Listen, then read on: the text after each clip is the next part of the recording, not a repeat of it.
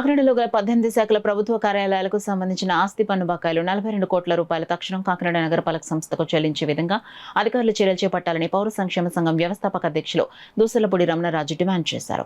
కాకినాడలో గల పౌర సంక్షేమ సంఘం కార్యాలయంలో రమణరాజు మీడియా సమావేశం నిర్వహించి ఒక్కొక్క ప్రభుత్వ కార్యాలయాల నుండి నగరపాలక సంస్థకు రావాల్సిన బకాయి వివరాలు వెల్లడించారు. రాష్ట్ర ప్రభుత్వం బడ్జెట్ ప్రభుత్వ శాఖలకు కేటాయించినా వాటిని జమ చేయకపోవడం వల్ల ఈ బకాయిలు కాకినాడ నగరపాలక సంస్థకి తీవ్రతరంగా పేరుకొని పోయాయి.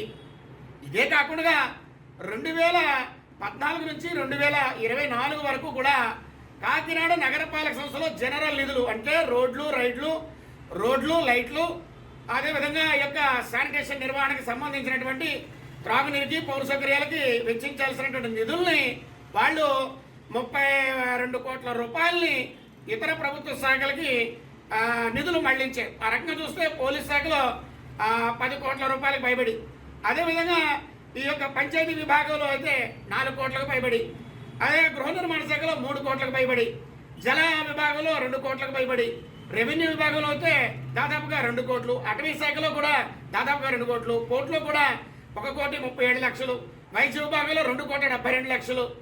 ఈ విధంగా ఆర్ఎండ్బికి సంబంధించి కానీ, పశుసంవర్ధక శాఖ కానీ, విద్యా విభాగం కానీ, వైద్య విభాగం కానీ అన్ని ప్రభుత్వ శాఖలకి కూడా ఈ రకంగా 31 కోట్ల రూపాయలు నిధులు మళ్లించారు.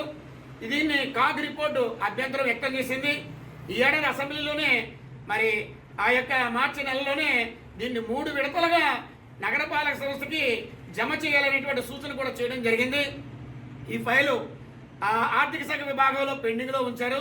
ఇది సమంజసమైనటువంటి విధానం కాదు.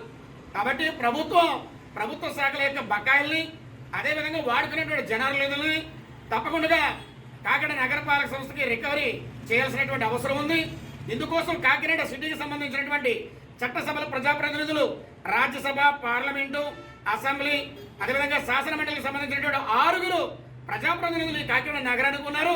వీరు దీని మీద ప్రధానమైనటువంటి భూమికను వహించి నగరానికి రావాల్సినటువంటి బకాయిల్ని, వాడుకున్న నిధుల్ని రికవరీ చేయించేటువంటి బాధ్యత వారు తీసుకోవాలని చెప్పి పౌర సంక్షేమ సంఘం కోరుకుంటోంది, డిమాండ్ చేస్తోంది.